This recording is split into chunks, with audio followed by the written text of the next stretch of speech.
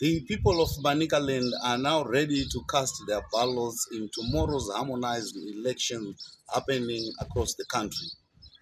Here in Chipinge South constituency, a drive around Chipinge Growth Point, which is the urban part of the constituency, revealed that the people are eager to cast their votes in tomorrow's election. Chipinge South constituency is a political hotbed in its own right, with a total of 6 candidates vying for the National Assembly seat.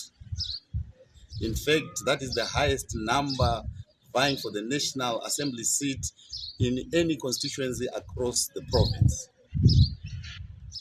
Voting material has apparently arrived in all polling stations across the province, and the Zimbabwe Electoral Commission Provincial Election Officer, Mr. Thompson Chiwereweshe, confirmed that all is in place ahead of tomorrow's important plebiscite.